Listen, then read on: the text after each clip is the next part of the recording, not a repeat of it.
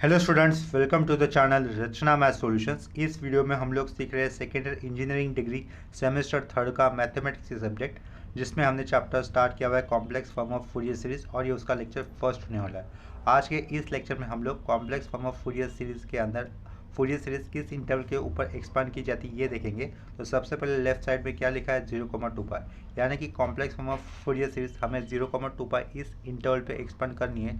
तो general Fourier series किस तरीके से लिखी जाएगी वो फॉर्मूला मैंने लेफ्ट साइड में उसके कॉलम में मेंशन किए। तो सबसे पहले हमने क्या लिखा है, F of X is equal to summation minus infinity infinity लिखा है, फिर C N dot E to the power I N X, यानी कि जनरल फूरियर सीरीज का एक्सपांशन हमें 0,2 पाई इस इंटरवल पे इस तरीके से लिखना होगा, ठीक है। और ये जो सी एन है, सी एन को कहेंगे फूरियर कोफिशिएंट, तो वो निकालने के लिए फॉर्मूला क्या लिखा है आगे देखो, C N is equal to 1/2 pi integral 0 to 2 pi F of X dot E to the power I N X D X, ठीक है। ये फूरियर कोफिशिएंट निकालने के लिए फॉर्मूला हो गया। फूरियर कोफिशिएंट कौन सा, सी एन। सेम हम लोगों ने सिमिलरली वैसे ही राइट साइड में लिखा है, वहाँ पर क्या किया, सिर्फ पाई की जगह पे क्या लिखा है, एल लिखा है, यानी कि इंटरवल क्या हो जाएगा फिर 0,2L ये इंटरवल हो जाएगा। जब हमें complex form of Fourier series 0,2L इस इंटरवल पे एक्सपांड करनी है, तो जनरल फूरियर सीरीज का एक्सपांशन किस तरीके से लिखेंगे हम लोग, F of X is equal to summation minus infinity to infinity आएगा, फिर C N dot E to the power I N pi X by L लिखना है, right. E to the power क्या लिखना है, I N pi X by L. और C N ये Fourier coefficient निकालने के लिए फॉर्मूला क्या हो जाएगा, 1/2L इंटीग्रल 0 to 2L होगा यहाँ पर, ठीक है। F of X dot E to the power minus I N pi X by L D X. Right side वाले पार्ट को अगर हम लोग देखते हैं तो ये राइट साइड वाला पार्ट एग्जैक्टली लेफ्ट साइड वाला पार्ट के साथ मैच कब करने लगेगा, जब हम लोग एल को पाई से रिप्लेस कर देंगे। यहाँ पर भी देखो, एल अगर पाई से रिप्लेस होता है तो ऊपर का पाई और नीचे का पाई कैंसिल होने पर क्या बचेगा, E to the power I N X ही बचेगा, जो कि लेफ्ट साइड में भी है ना। और यहाँ पर भी एल की जगह पे पाई पुट करने पर ये पावर में क्या होगा, E to the power I N X हो जाएगा, यानी कि लेफ्ट साइड जैसे ही हो जाएगा। Complex form of Fourier series 0,2 पाई और 0,2L के साथ साथ माइनस एल और माइनस पाई के अंदर भी एक्सपेंड कर सकते हैं, ठीक है। लेकिन हम लोग complex form of Fourier series 0,2 पाई और 0,L के इस इंटरवल पे एक्सपेंड नहीं कर सकते, तो उसके लिए मैंने यहाँ पर ये क्रॉस करके दिखाया है। जब complex form of Fourier series हमें -पाई या फिर -L इस इंटरवल पे एक्सपेंड करनी है, तो कोई फॉर्मूले में चेंजेस नहीं है। फॉर्मूले ऊपर के जैसे ही लिखे हुए हैं, देखो फॉर्मूले हमारे ऊपर के लिखे हुए जैसे ही दिखेंगे, सिर्फ चेंजेस कहाँ पे हो जाएंगे, उनके इंटीग्रल लिमिट पे हो जाएंगे। यानी कि जो फूरियर कोफिशिएंट सी है उसको कैलकुलेट करते वक्त हमें इंटीग्रल लिमिट, जिस इंटीग्रल लिमिट फूरियर सीरीज को एक्सपेंड करना है उसको मेंशन करना होगा। यानी कि देखो ये वाला तो पार्ट सेम ही है, पाई टर्म वाली फूरियर सीरीज होने पर F of X general Fourier series कैसे लिखेंगे, देखो summation minus infinity infinity C N E to the power I N X, ये एज इट इज लिखा। सिर्फ फूरियर कोफिशिएंट सी एन निकालने के वक्त क्या हो जाएगा, इंटीग्रल लिमिट चेंज कर दी हम लोगों ने, -पाई टू पाई लिखे, बाकी का पार्ट सब कुछ सेम है। सेम चेंजेस राइट साइड में भी हुए हैं। अगर एल टर्म वाली फूरियर सीरीज होती है with the interval limit -L to L, उस केस में सिर्फ इंटीग्रल लिमिट चेंज किए -L to L, और बाकी का सब कुछ पार्ट ऊपर वाले केस जैसा ही लिखा हुआ है।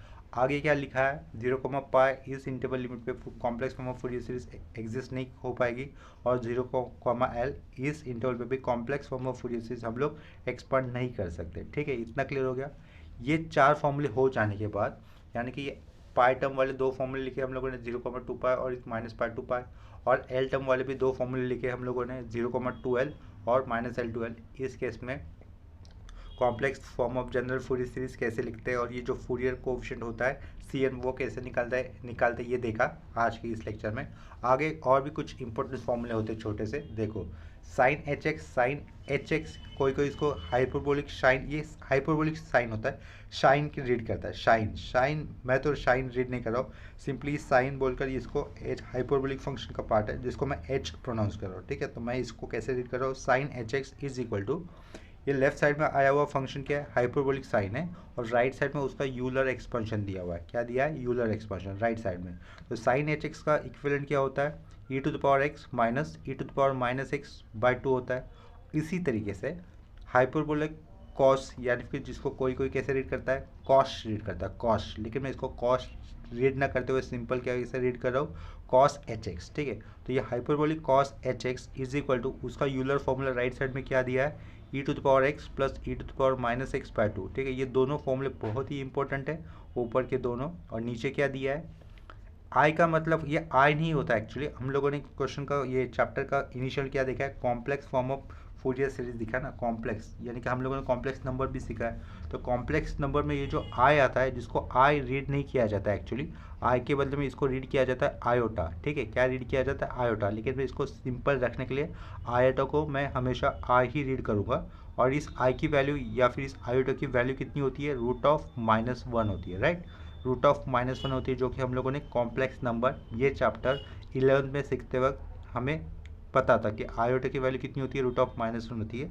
उसको आयोटा कहते हैं आई, लेकिन वो आई जैसे ही होता है, उसको मैं सिंपली आई रीड करूँगा। ठीक है, तो वो आगे फॉर्मूला क्या दिया है, अगर ये सर्कुलर फंक्शन है, रेडियन एंगल में क्या दिया है, आई एक्स। तो ये आई अगर मैं लेफ्ट साइड में लेता हूँ, यानी कि रेडियन एंगल के बाहर लेता हूँ, तो वो बाहर आएगा, लेकिन ये सर्कुलर फंक्शन का क्या हो जाएगा, हाइपरबोलिक फंक्शन हो जाएगा। ठीक है, सिंपली आप इतने फॉर्मूले जो लिखे हैं वैसे ही याद रखो। क्या लिखा है लेफ्ट में, sine I X is equal to क्या हो जाएगा, आई साइन एच एक्स हो जाएगा। उसके आगे अगर साइन एच आई एक्स है, आई बाहर आएगा, लेकिन हाइपरबोलिक फंक्शन क्या हो जाएगा, circular function, that is sine x हो गया। देखो ये साइन एच आई एक्स, आई बाहर आता है तो एच था तो एच हट गया, सिंपली एक्स रह गया, तो आई साइन एक्स। ठीक है, राइट साइड में क्या लिखा है फॉर्मूले, कॉस आई एक्स, रेडियन एंगल क्या है, आई के साथ एक्स आया हुआ है, अगर ये आई बाहर आता है तो कंप्लीटली चला जाएगा और ये सर्कुलर फंक्शन का हाइपरबोलिक फंक्शन हो जाएगा, यानी कि क्या लिखना है हमें, कॉस एच एक्स लिखना है। ठीक है, इतना क्लियर हो रहा है, देखो इधर कॉस आई एक्स लिखा, आई बाहर तो क्या हो जाएगा, ये कॉस एच एक्स हो जाएगा। नेक्स्ट वाले स्टेप में कॉस एच आई एक्स लिखा है, आई बार तो आई चला ही जाता है कॉस के केस पे, और हाइपरबोलिक फंक्शन का क्या हो जाता है, circular function, that is cos x बचेगा राइट साइड में, cos H I x cos x बचेगा। ये लास्ट में लिखे हुए फॉर्मूले अगर आपको याद भी नहीं रहते तो भी चल जाएगा, जब मैं कोई सम्स आता है इसके ऊपर उस केस में साइड में एक्सप्लेन करके ये फॉर्मूले आप लोगों को बताया करूँगा। ठीक है, लास्ट के दो फॉर्मूले क्या है, sine H X is equal to minus I sine I X, hyperbolic था, हाइपरबोलिक से सर्कुलर बन गया, आई यहाँ पर इंट्रोड्यूस किया हुआ है। तो लास्ट के दो फॉर्मूले आप लोग जस्ट रट्टा मार लो, अभी नहीं भी रहता है तो याद, तो अब ये अपने आप हो जाएंगे, जितना यूज़ अगर ज़्यादा हो जाएगा तो वो वाले फॉर्मूले अपने आप आपको याद हो जाएंगे। ठीक है, तो आज के इस लेक्चर में हम लोगों ने सिर्फ इम्पोर्टेंट फॉर्मूला या फिर बेसिक कंसेप्ट कह सकते हैं, जो कि complex form of Fourier series को एक्सपांड करते वक्त यूज़ होने वाली, उसको यहाँ पर डिस्कस कर दिया। ठीक है, तो नेक्स्ट लेक्चर में हम लोग complex form of Fourier series in the interval, ये जो 4 इंटरवल लिखे ना हम लोगों ने, 0, π, 0, L, इस पर तो फूरियर सीरीज आएगी नहीं, तो दूसरे इंटरवल कौन से लिखे, 4 काम के, -π to π, -L to L, और ऊपर के 0 to 2L और 0 to 2π, इन इंटरवल पे complex form of Fourier series जो भी फंक्शन होगा उसको एक्सपेंड करने वाले न्यूमेरिकल्स करेंगे। ठीक है, तो आज के लिए ये वीडियो मैं यहीं पे स्टॉप कर देता हूँ, या फिर ये लेक्चर यहीं पे स्टॉप कर देता हूँ। ये फॉर्मूले आपको पता होना बहुत ही ज़रूरी है आगे के न्यूमेरिकल्स करते हुए। ठीक है, तो ये लेक्चर मैं यहीं पे रुका देता हूँ। इसके प्रीवियस वाले लेक्चर में हम लोगों ने फूरियर सीरीज ये टॉपिक कंप्लीट किया हुआ है, और इसके अलावा अगर आप लोग को सेमेस्टर 3 के लैप्लास ट्रांसफॉर्म 1 या फिर लैप्लास ट्रांसफॉर्म 2 यानी कि इन्वर्स लैप्लास ट्रांसफॉर्म, इनकी कंप्लीट प्लेलिस्ट चाहिए होगी तो आप लोग प्लेलिस्ट सेक्शन में जाकर वो चैप्टर्स को देख सकते हो। ठीक है, तो ये लेक्चर मैं यहीं पे रुक रहा हूँ, मिलते हैं नेक्स्ट लेक्चर में, तब तक के लिए बाय और टेक केयर।